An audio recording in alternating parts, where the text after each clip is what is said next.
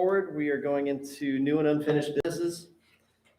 6A, consideration of compensation study. Mr. Carter.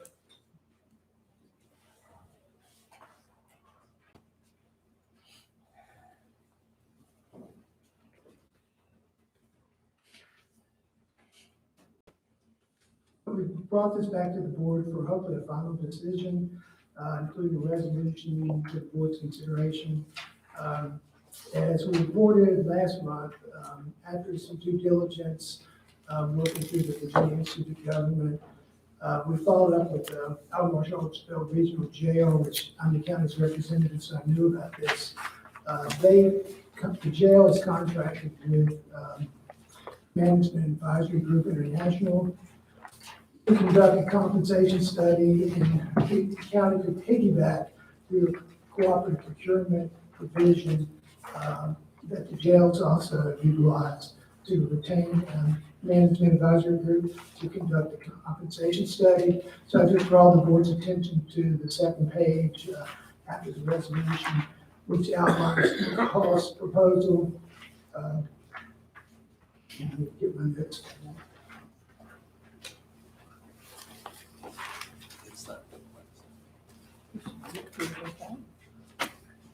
Yeah. Oh, okay. Just make sure, make sure we have that. Right. The base cost for classification and compensation study is $22,000 per MAGI's proposal. Added to that would be $2,500 in travel expenses as options, which I would suggest the board the option for assisting with development of job descriptions. I think we have 45 positions, or about 45 position descriptions. So that times 75 would add another, just to evaluate our current job descriptions, another $3,375. And then if the board also would want to include the Department of Social Services, that would add another $4,000. So with the base cost and travel expenses, the consideration working on job descriptions, including DSS, the cost would be $31,375. Board doesn't have to take the options, but it's something we ask you to consider. The base cost includes both county direct and constitutional office staff. And if the board endorsed this through the resolution, we would bring back a budget amendment to provide for this cost. Yep. We can take questions. Okay. Any questions for Mr. Carter at this time in regards to the compensation study? Yeah. Why would we not include social services? They're a quasi-state local organization. Basically, it's very similar to the constitutional officers, where their salaries are basically set by the state, not by the county. So adding the county, they're the only, I think, local department the county doesn't supplement through an annual supplement policy that the board adopted many years ago. So the consideration is, do you really want to include either supplementing their salaries or augmenting them further than the state does? I would say yes. Yeah, well, that's a consideration for the Yeah, board. I from my experience on the board, turnover is an enormous problem. And the amount of money that those people make with bachelor's degrees, et cetera. No, I completely understand. It's just, for me, just to reiterate, the state sets the salaries. So if the board, through this compensation study, if the compensation study said they should be paid more, then the obligation, if the board decided to accept that information, would be incumbent upon the county to pay that additional cost, not the state. So that's the same with the constitutional officers. You're already supplementing those positions annually based on whether or not whatever the state does with the cost of living adjustment versus the counties If the state is less than the counties, then the board previously said that those offices would get the same COLA as county staff. That's not afforded presently to DSS staff. So what would we be required in this motion would be adding in social services Yeah. on the comps plan. Right. Do what you're talking about.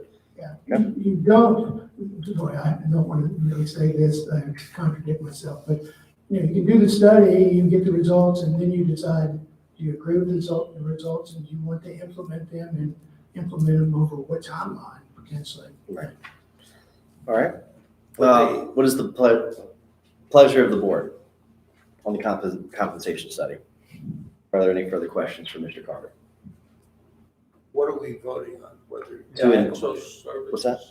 Yeah, we have to make a motion. So what you would do is say, I move that we pass resolution R 2022-05 with the inclusion of social service positions. I so do. If I may, I would ask for consideration of the job description component, it would be $3,375 more roughly. Sure. Total cost $31,875.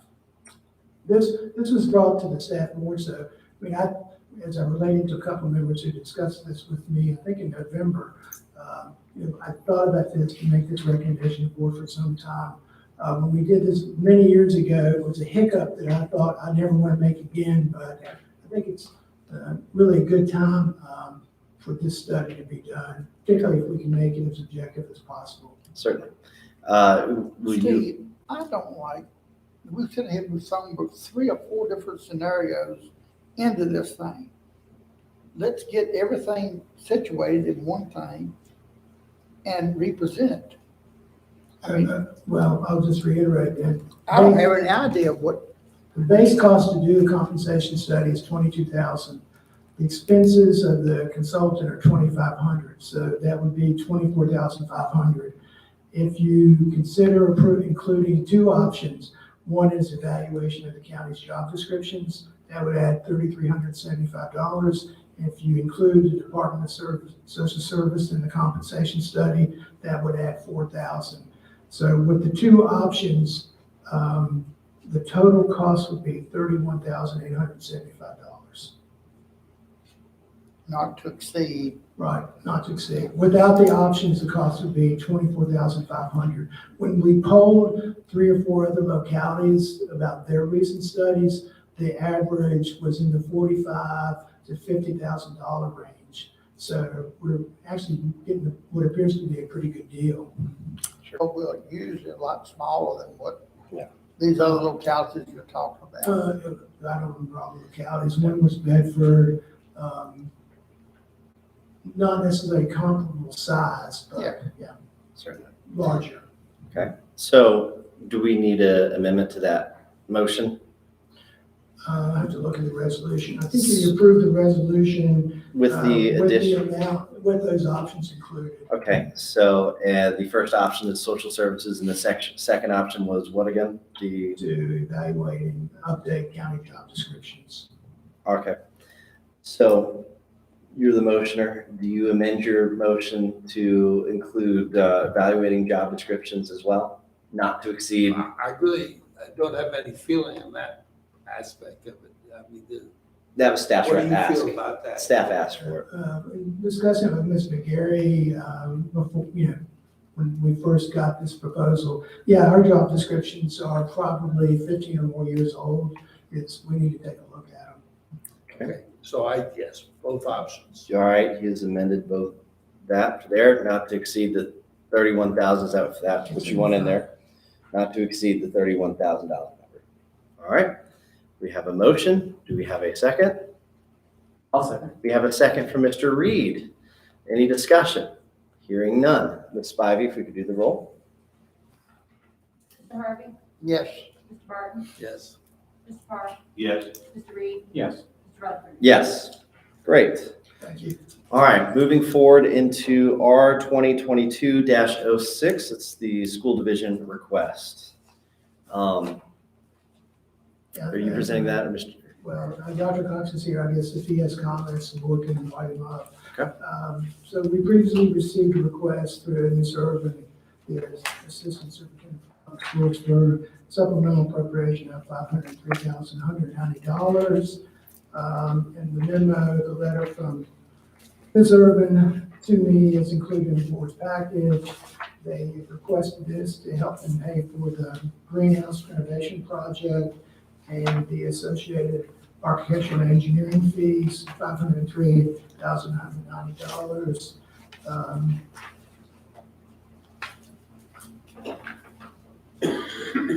Yeah, and they've noted that the funding source would be the unexpended operational funds from the school budget, school division's FY 2021 budget. Counterpoint that I submitted to Ms. Irvin was in assessing the division's enrollment in relation to Governor Northam's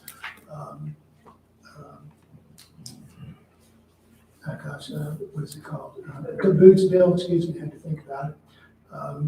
It appears even with a decline in the estimated enrollment that the school division based its budget on, in savings that Dr. Eagle, Ms. Irvin had reported to me, they overestimated by about 60-some students. So they had to make up approximately $154,246 based on Governor Northam's caboose bill, which would be applicable to the current fiscal year. If that is endorsed at the end of the General Assembly session, the division would realize another $316,199 in additional revenue. So adding that to the savings, they would have approximately $470,445 towards the $503 that they've requested. And I suggested to Ms. Irvin that why can't the schools carry the cost till we see what happens with this as a result of the General Assembly session, because that caboose bill will happen. It's just a question of will it be the same as Governor Northam has proposed, or be changed by Governor Youngkin or the General Assembly, up or down. So right now, they have the potential with cost savings that they've already provided for to realize with this caboose bill, $470,455 of the $503,190 that they've requested. Of course, we have no idea whether that bill is going to Sure. survive as it is. As it is now, is there any destinations that are specified that money has to go towards? It'll just be additional revenue. Right. That's my understanding, Okay. based on their enrollment. Thank you, Mr. Carter. I will ask Mr. Cox, do you have anything to add? Doctor, sorry.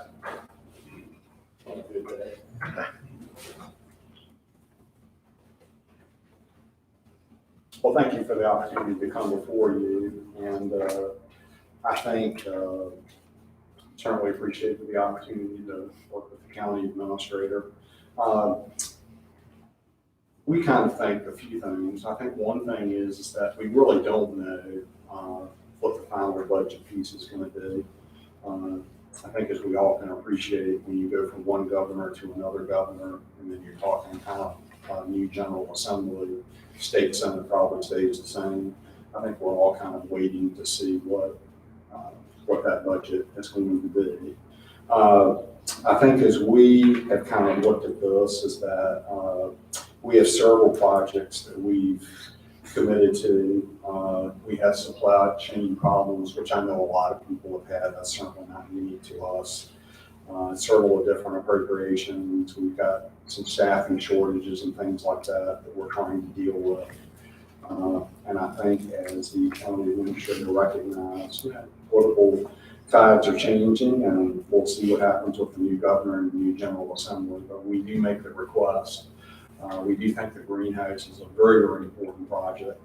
I do think that it would really be something that would make not only the community very proud, but I think it would really enhance the education of our students at Nelson High School. So we do ask for the appropriation, and my understanding is that past practice has been to at least consider this in the current way that we're proposing it. So we would ask that you do that. And I thank you for your time. Thank you, sir. Appreciate it.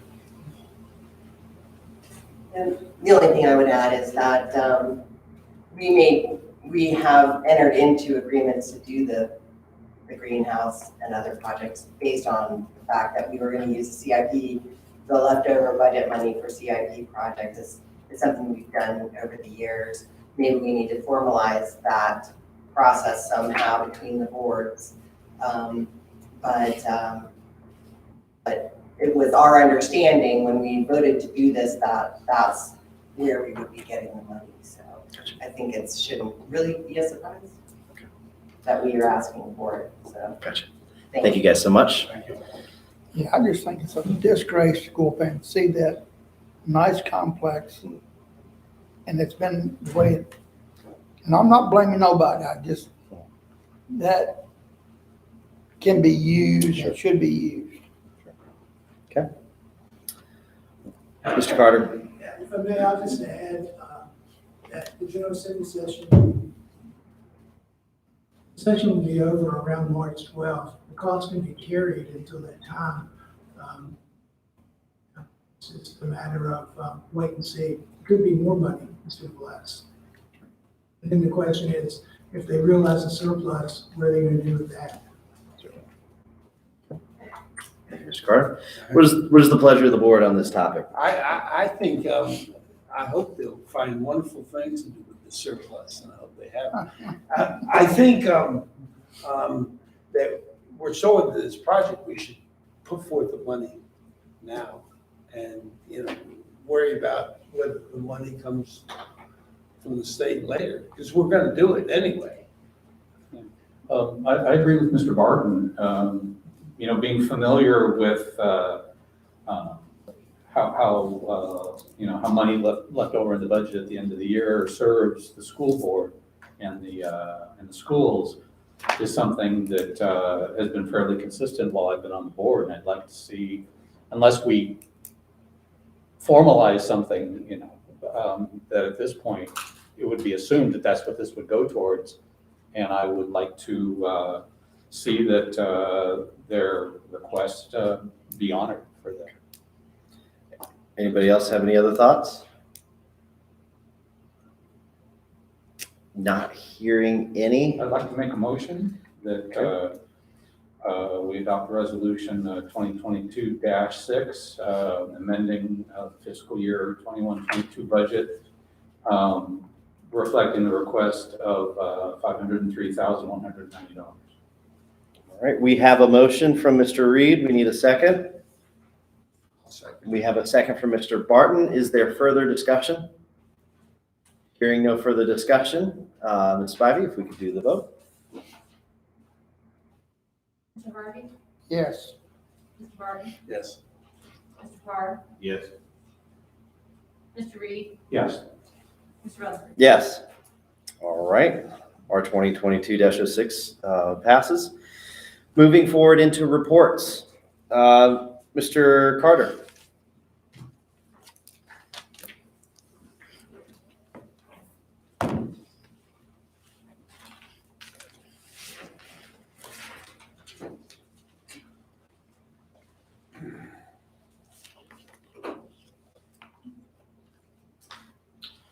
An update on, as always, it seems like the coronavirus. As of last Friday, the 7th, county had 50 new cases of the virus and 7-day average of about 22 cases. The highest incidence recently, my speculation is attributed to this Omicron variant, is we had a daily average from December 30th to January 2nd of 32 cases and a high of 49 cases on January 2nd. And then, unfortunately, from January 3rd to the 7th, the daily average declined a bit from 14 to 14.6 cases with a high of 18 on January 4th. So, as I'm sure the board is aware, the virus continues. Just updating the totals for the county. Currently, as of the December 14th report, there are now 1,882 verified cases of the virus in the county that have occurred in the county. versus 1,575 cases that were reported last month, an increase of 302. Hospitalizations as of January 7th were 65, an increase of 4 from, I think, what was reported in November, December, and deaths increased by 1 to 24 from 23 on December 14th.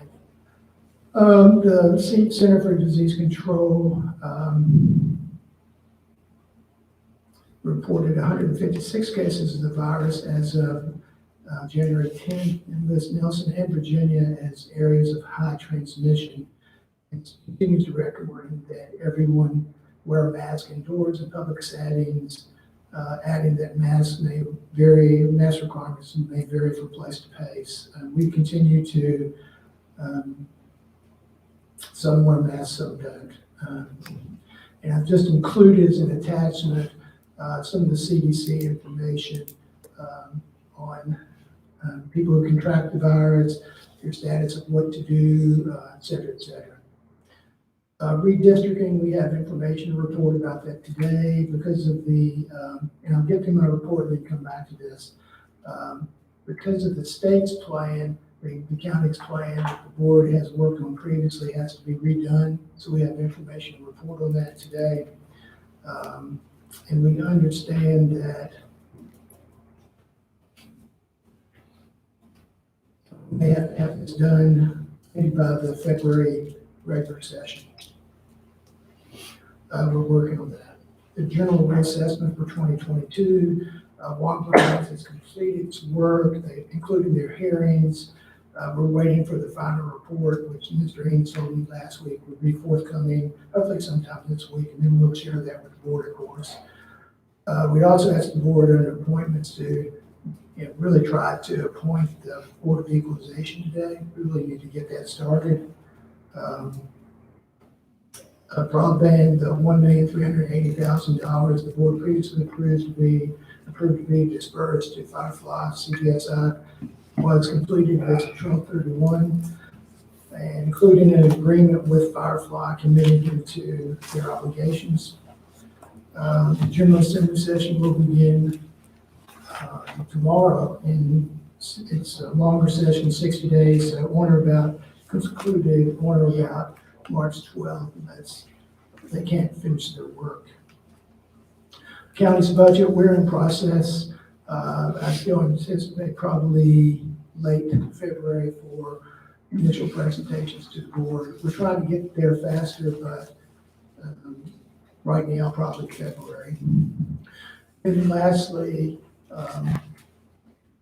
maybe in conjunction with what the board discussed about the health department facility, is the December 7th planning meeting, the board indicated you wanted to have another session not included within a regular meeting. So we'd ask the board to, as a part of today's agenda, continue this meeting to either a later date in January or early February to work on the prioritizing CIP projects.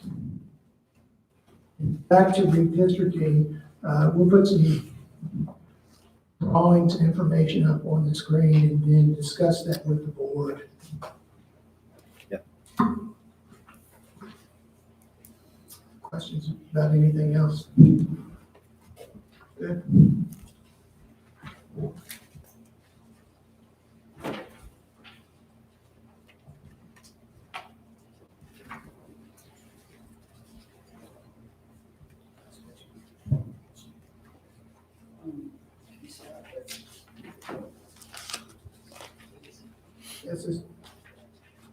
So Susan and Rachel have worked on this. I think what we're going to show you first are the House of Delegates, the State Senate, and the congressional districts, how they align for Nelson County.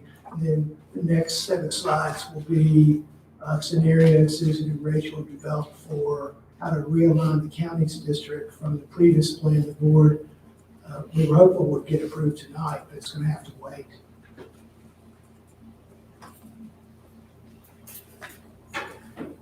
So we had included maps. Let me get oriented here. There we go. From the Supreme Court's redistricting maps that were approved at the end of December, which again split Nelson County into 2 House of Delegates districts. County's currently in the 53rd, as you see here. And the 55th, which you see the remaining portion of the county there in green. This is the state senate map where Nelson is with Amherst, Albemarle, and a portion of Louisa. And then the congressional district map shown there. So as a result of the House of Delegate maps, we had to adhere to the pink boundary on the northeast side there. We couldn't adjust that, and our previous proposed change deviated from that, so we had to come up with some other options.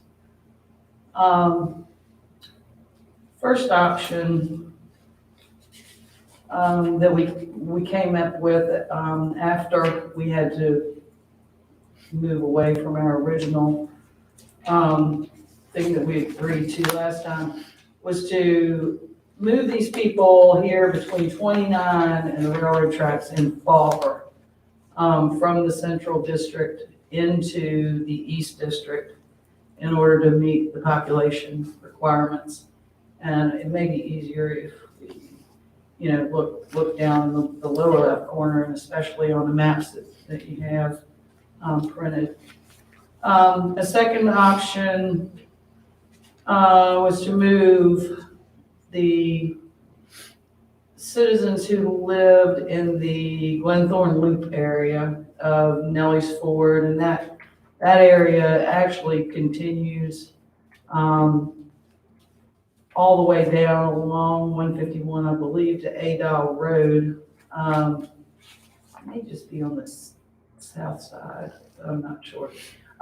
Anyway, that was a second option. A third option. With that option, when you be splitting Nellis Ford in half. Yeah, it was, yeah. And all of these are kind of not going to be very popular, I don't believe.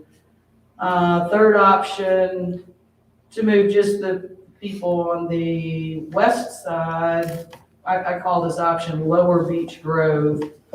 Basically moves the people west side of Rockfish Valley Highway from the current line of Beach Grove Road to Spruce Creek Lane, and including a little subdivision here and Horizons Village and Mill Hill and a short distance up Beach Grove Road.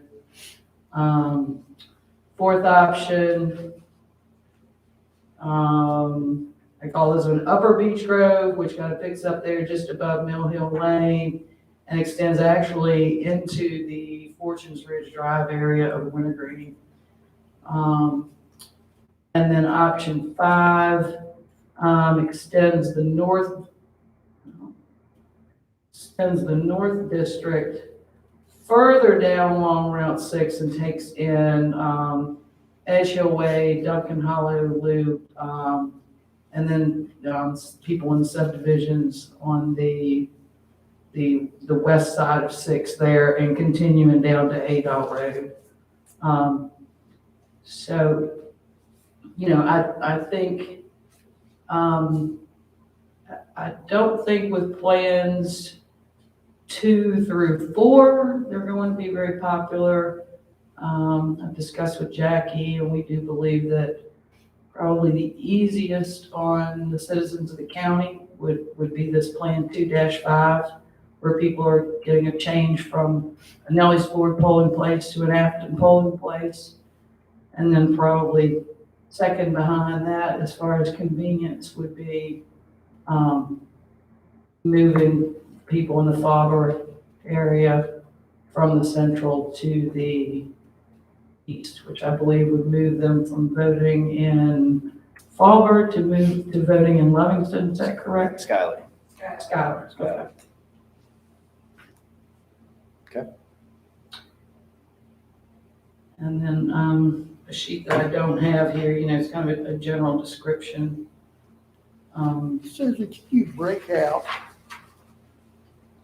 like, show everybody's district just on one map? What do you mean? Well, they have 5 different maps. So that Ernie will see that, this is his area and Jesse and, Yeah. you We don't need to really see Skip's district in any scenario. Right. For each plan, what he's saying, just do a map for each one. A screenshot of, Just a screenshot of the area. like, so for example, that last one where you had the North District was taking on a chunk of people, just showing the before and after. Okay. If that makes sense. It would be easier for us to kind of see and digest the cause and effect. yeah, I mean, look at the map. I can see the West District, but that's because it was a very big chunk taken out of Nelly's Ford. Right. So, and I think it would just be easier for us to digest. Okay. I do lean towards the 2 options that you had mentioned, the one with Afton taking that piece or the one with Fauber. I think culturally both would be understanding of either option.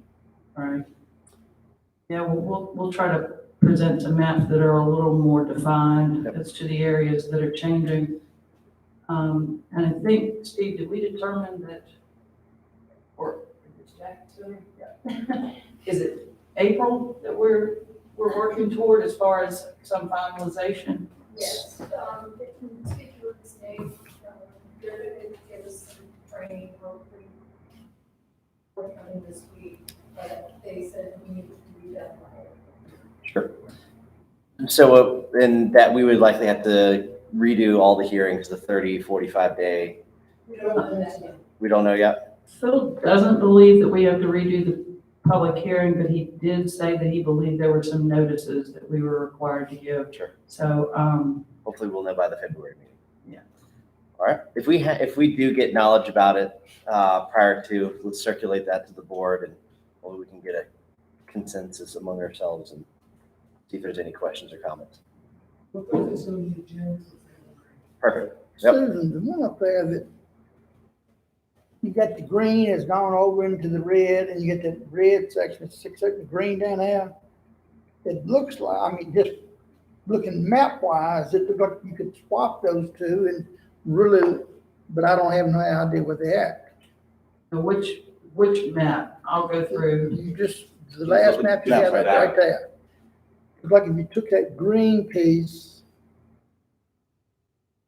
and swapped it with that red piece sticking out at the bottom. We can't because if you. You can't go across. Yeah. So. You can do anything you want to do. No, not anymore. Well, but it, This line here yeah, has to be maintained. So So, yeah. so if we put west here, that changes this boundary. So this, it just extends it. I mean, you've got the other one right above it. So they changed the laws, Tommy, 2 years ago. that one. Yeah, it was on. Oh, it's the very first. This is the first. This is the first one. There it is. Go back. Yeah. There we go. That's it. That's a piece right there. Yeah, this Probably. blue line here cannot change. So every change we make has to be along here or along here. Yeah. Or here. It's too bad because you're right, that would certainly make the most sense. It Well, looks good on paper. Yeah, and it sure does. that was our discussion, and one of the scenarios sets the greater Davis Creek area. It would absolutely, they just kind of put us in a bind with the new law changes on what you can do.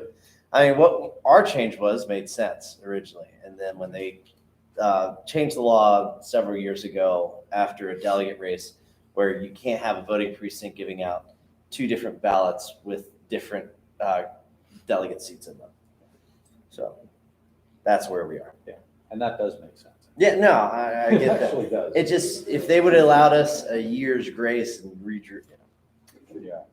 But if some of these changes you say we can't do because of the state offices, or it's not affect, Yeah, it's because we have to adhere to this blue line. And before we propose, what we agreed upon before, moved this line to here.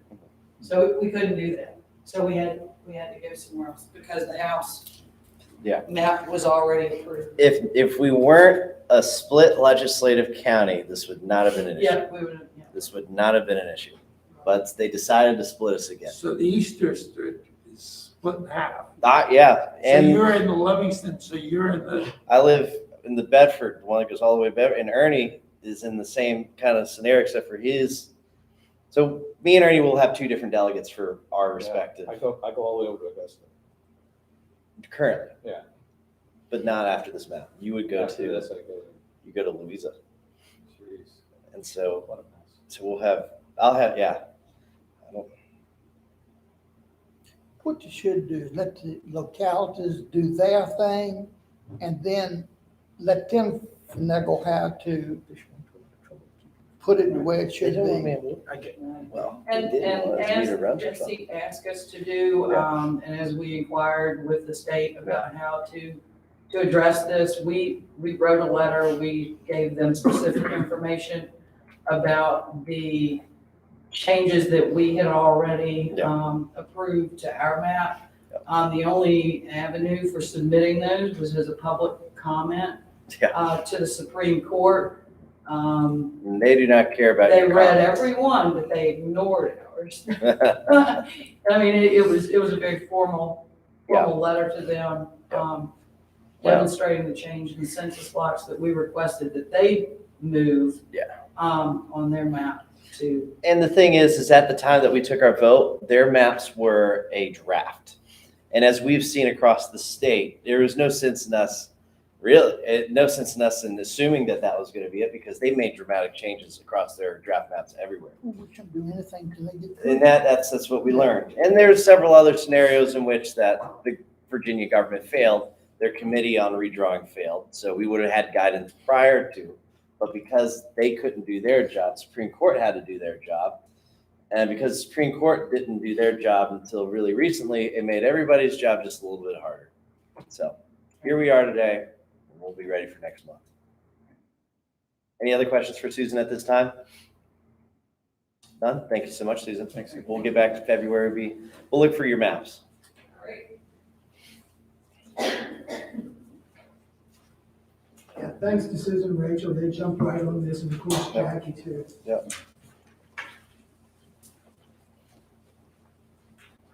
All right. Is that all you got, Steve? Yes, sir. All right, moving forward on to board reports.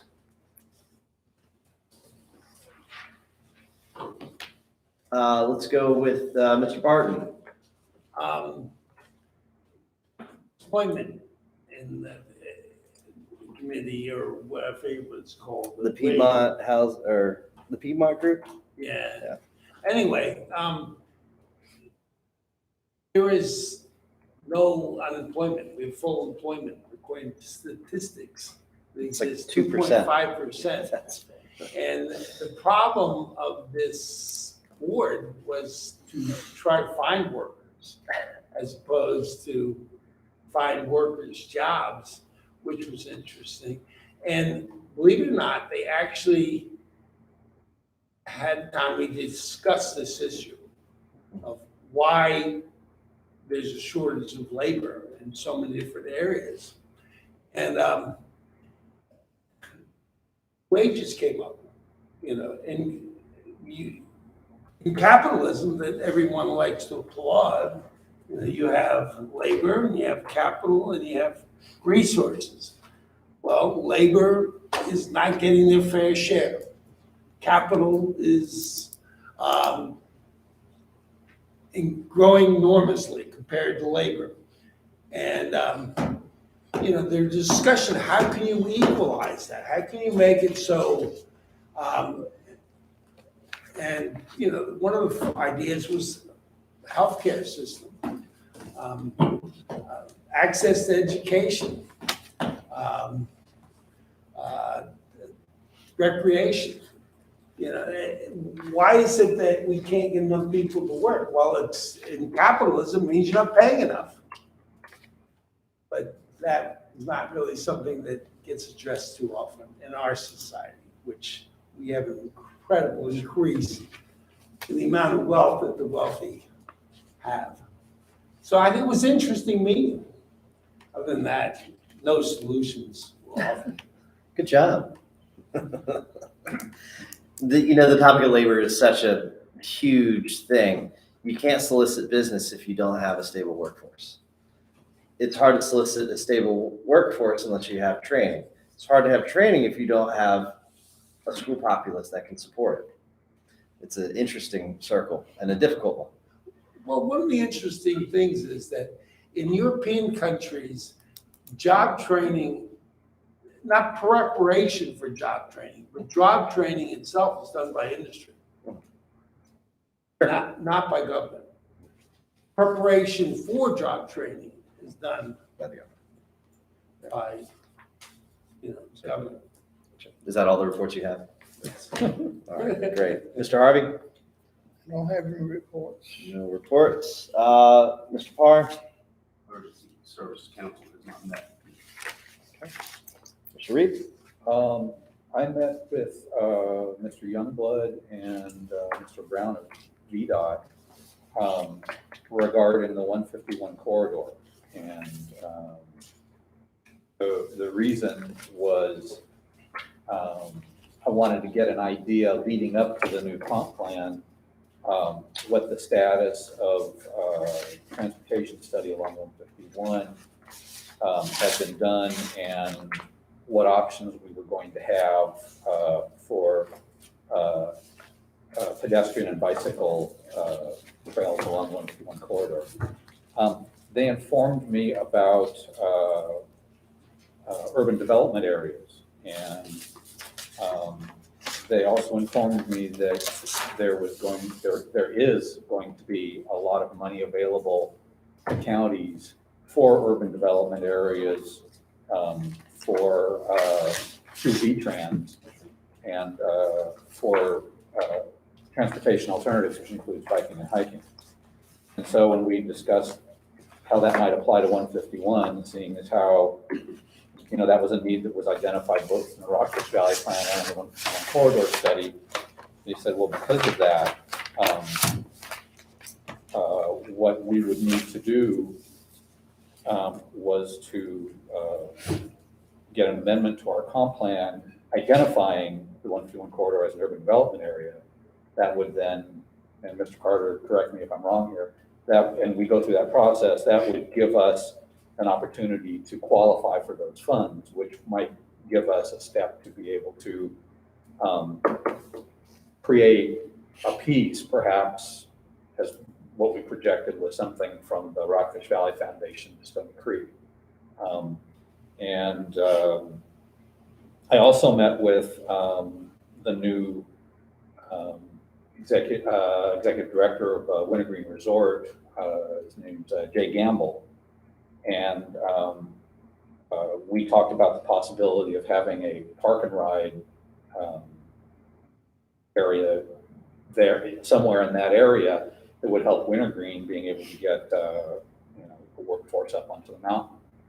It could also double as a drop-off location for pedestrians and bicycles.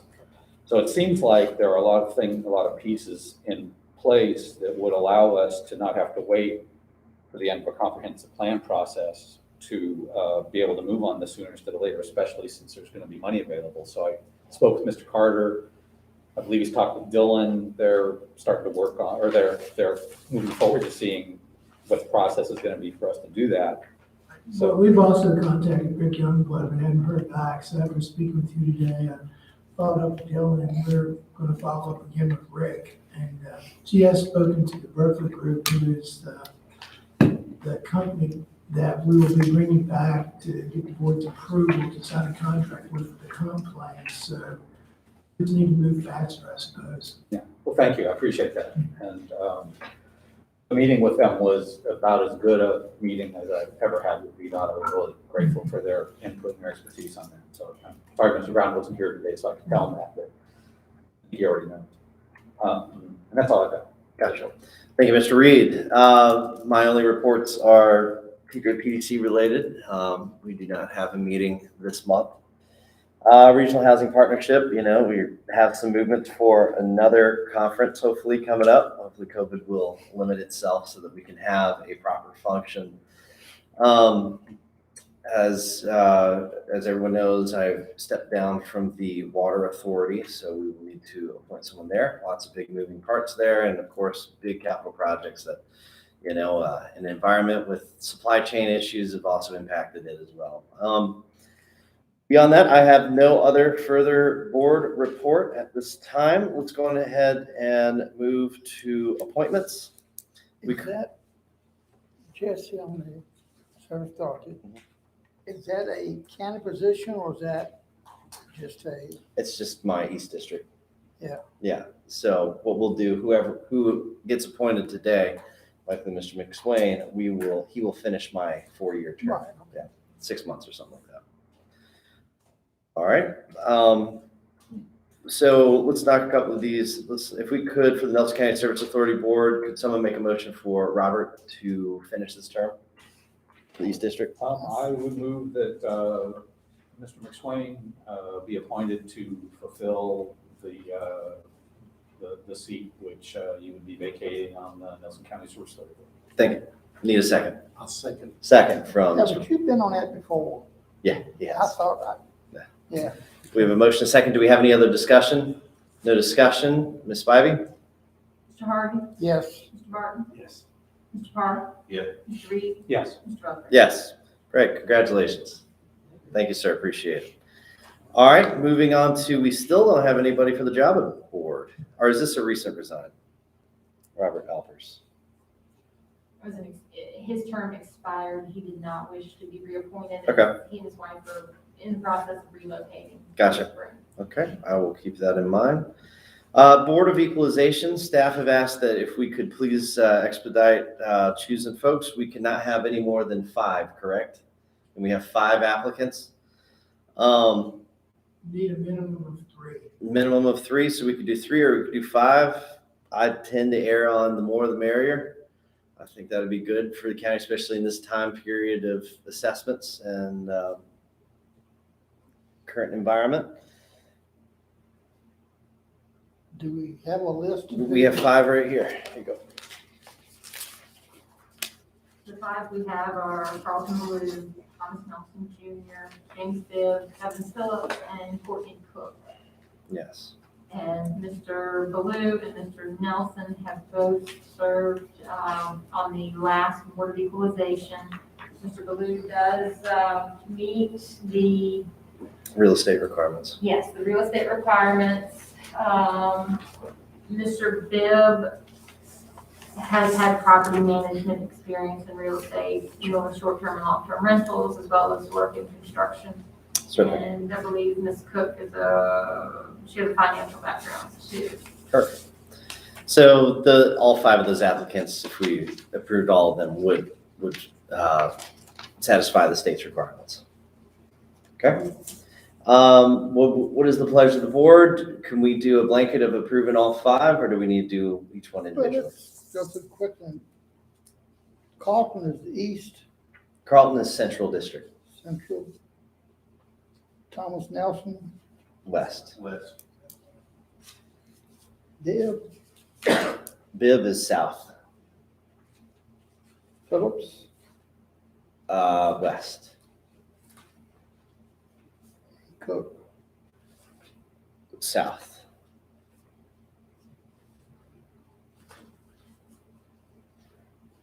I would just have to say it's really unfortunate we don't have someone from the Central District. You do, yeah, Carlton. Is he oh, that's right. Yeah. I'm sorry. I agree with you, Ernie. Sorry about that. No. Excuse me, but what is the Board of Equalization doing? So what they Whether do, the assessment's fair. assessments, and there's a process. They get to look at appraisals and kind of what their arguments They are. can change it. Well, Not kind their of, job is to make sure that this property is the same value or the same criteria, But they can't get in the business of just changing it. not No. just coming. you have to appeal. Yeah, Right, you have to appeal your assessment. Yes. Yeah. They can't change the assessment.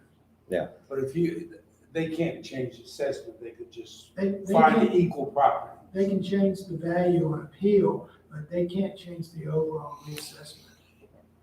So if I submitted an appeal, they could, as the assessor's already done, they could look at mine and comparatively look at the data from the assessor and anything the appellant presented to make sure that, the values were generally the same and equal, or know that the value needed to be changed. Then they would revise it. it's not a easy thing to do. Yeah. Once the board makes the appointment, Has there ever been a problem with this? next steps are training through the Department of Taxation, including the assessors. So, Well, some people get on there because they think they can dictate what that's Yeah. gonna be. And they find it real quickly. That, Decisions are public, right? oh yeah, everything they do is yeah, public. everything's reported to the board.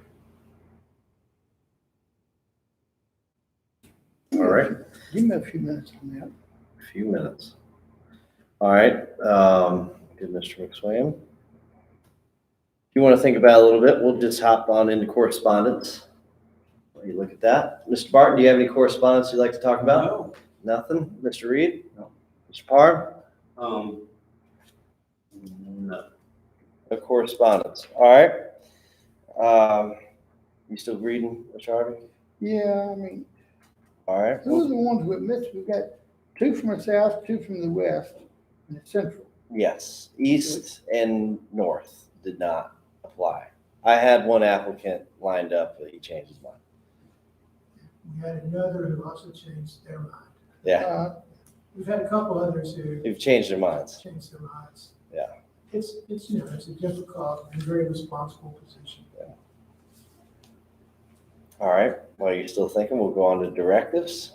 Mr. Barton, do you have any directives? No. I don't think Mr. so. Reed, do you have any directives? I do. Is it a complicated one? No, I think it's pretty simple. In discussion with Ms. Claire, who's the Central District School Board. Yes. I never met her. She reminded me that we had intended to have a joint Yes. school board supervisor meeting before the end of the year, which of course, due to all of the things that have been going on, never happened. But I'd like to Do something get like wheels that. in motion to have that happen as soon as possible. I am fine with doing that. We have a few dates we need to talk about here, and we could hit that when we get to my directives. The CIP meeting, probably tie in the DSS at the same time, and then we'll a joint school board. Historically, we've done that little program that we all figure out some dates or something that works for the majority of both. We would work with the school staff to coordinate schedules. Yeah, I do kind of get the feeling that we may have more flexibility than the school board does. We don't plan on having our budget complete until the end of February. So do we want to wait for the budget to be completed, or we want to do that before the budget is completed? Before the budget. Yeah. I think before. So let's do it for the month of February. And we go on, Early. well, what I was thinking is we see what everybody's schedules are like.